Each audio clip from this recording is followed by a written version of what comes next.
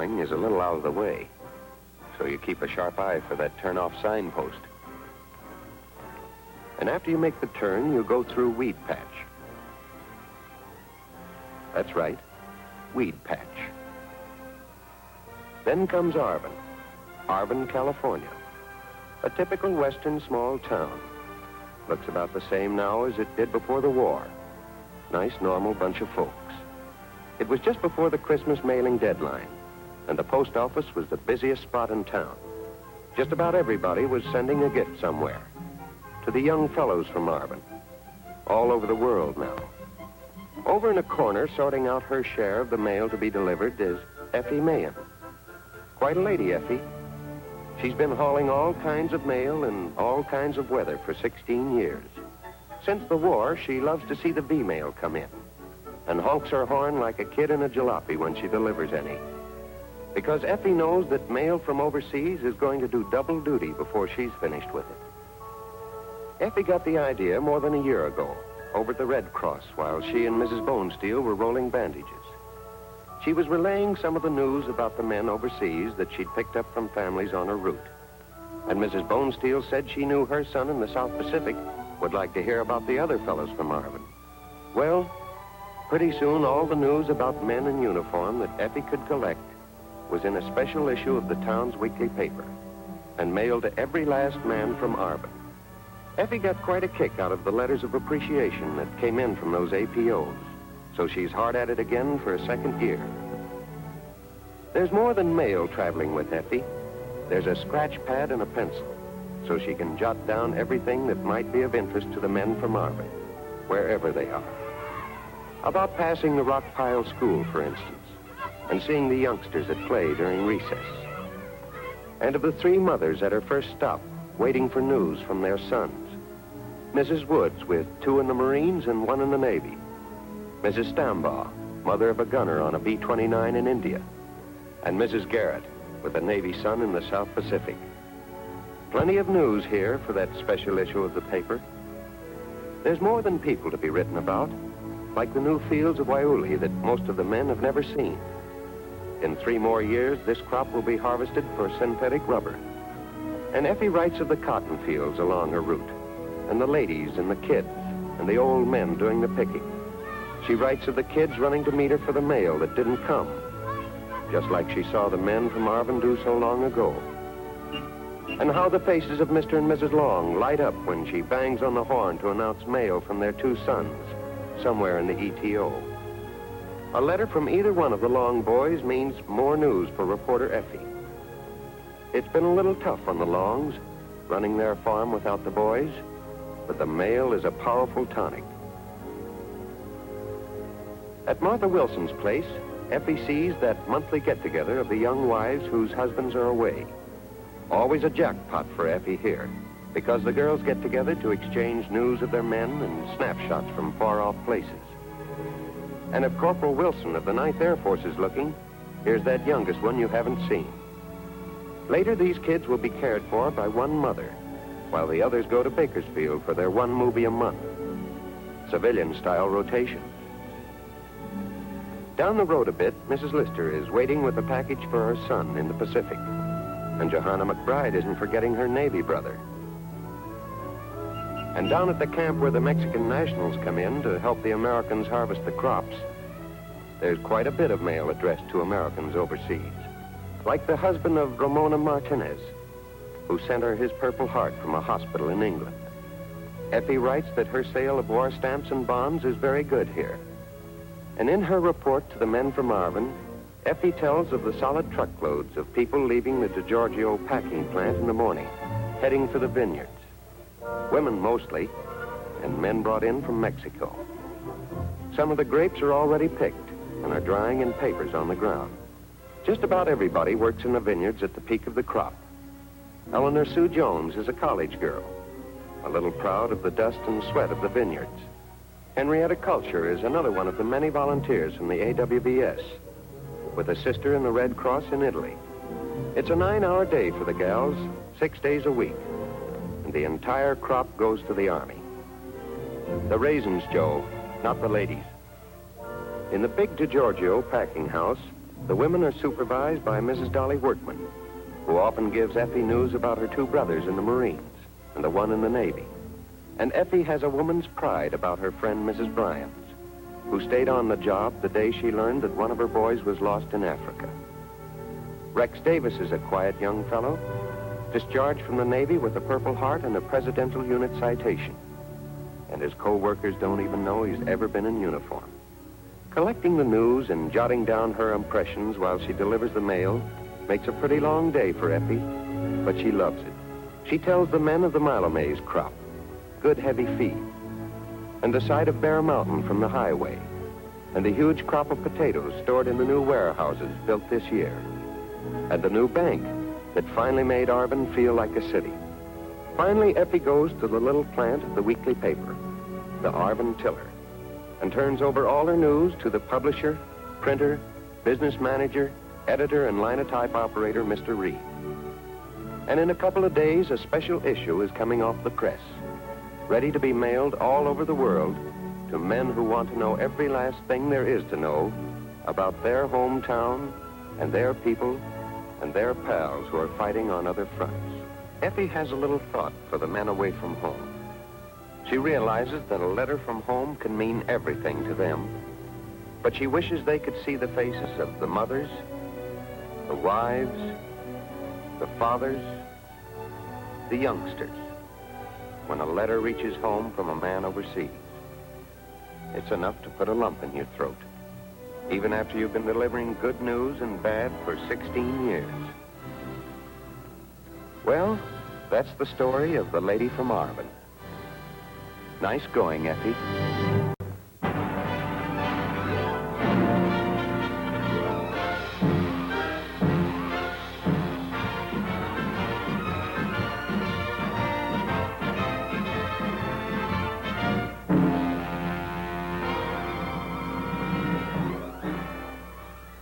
Back a ways, back in 1941, this was our house with a little fence around it.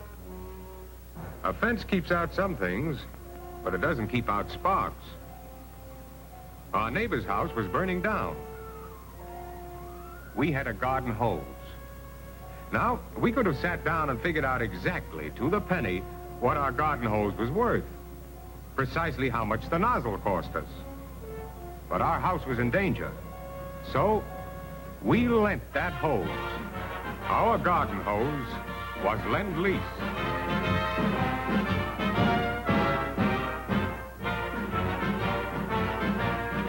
The first Lend-Lease helped Britain, Russia, China. And when the Axis ganged up on us, we were not alone. We had fighting allies. Together we formed the United Nations. And in our common cause, we shared what we had. We pooled our armies, our resources, our ships, everything. Lend-Lease began working both ways, give and take.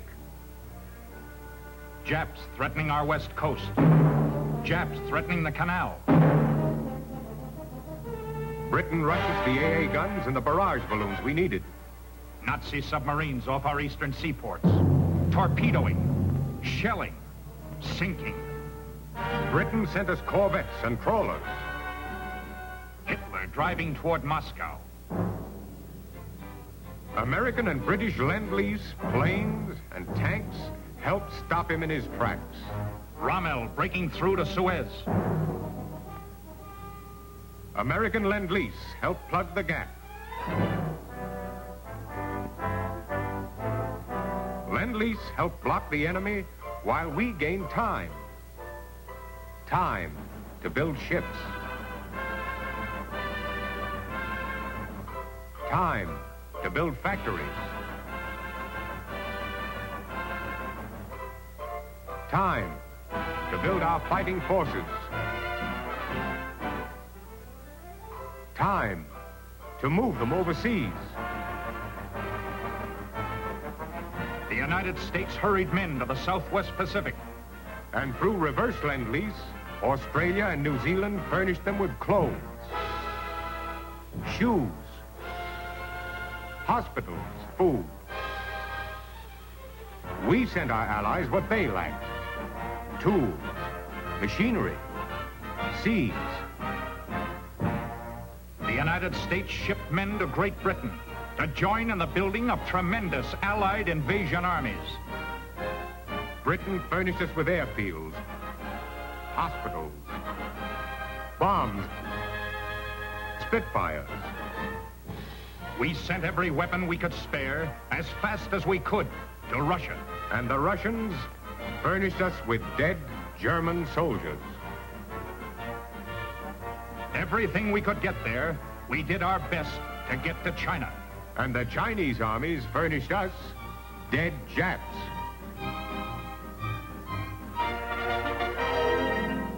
Lend-Lease in action. Give and take by 35 united nations.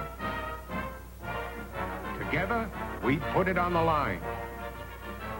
Together, we forged one weapon.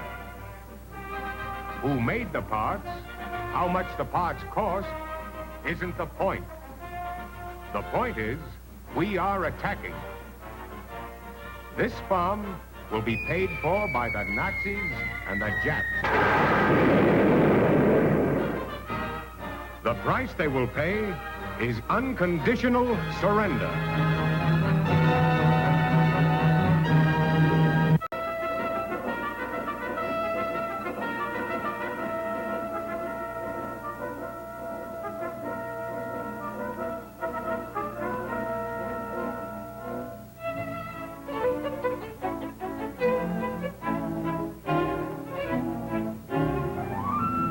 Joe was about 3 years old, maybe 3 and a half, the day they found him wandering down this lonely road in Yan'an. But he was old enough to be scared of soldiers. For soldiers to Joe meant bayonets and a burning house, and his mother lying very still beside it.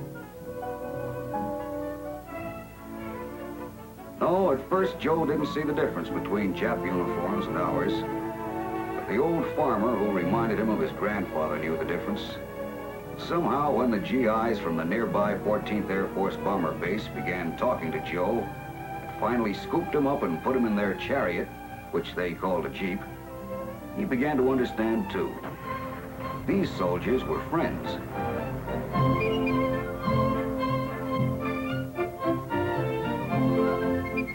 They took Joe back to their base and presented him to their company commander.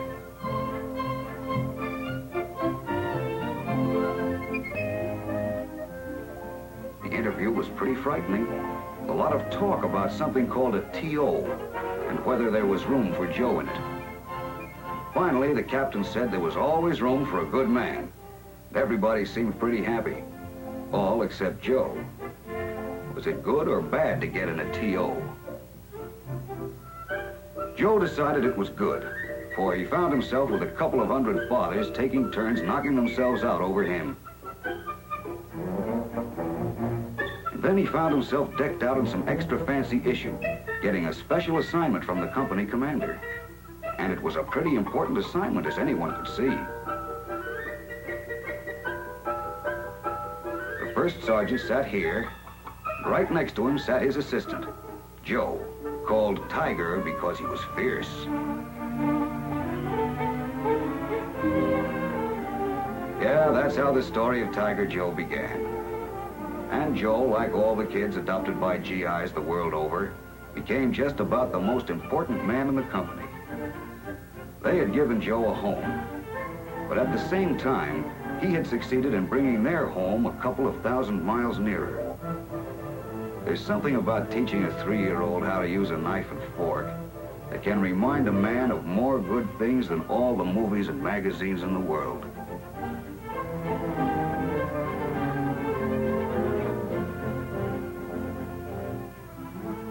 And every night when Joe was put to bed in an army bunk instead of a baby's crib, his foster fathers would remember some of the reasons why they were soldiers, fighting a half a world away from their own homes and their own families. But it wasn't all easy going for Joe by any means. Like the rest of the company, he had his soldiering to do too. When they stood inspections, there was Joe standing very straight and dressing on the guy next to him. An assistant first sergeant has to set an example for his men.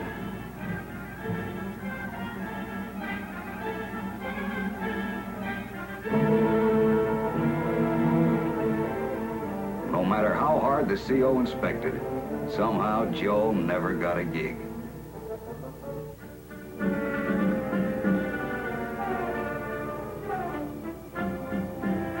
Well, this is about the end of Tiger Joe's story.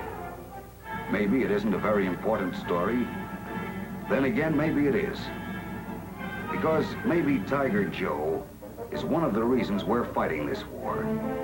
So that in generations to come, other little Joes will be running home from school instead of tagging behind a platoon of soldiers.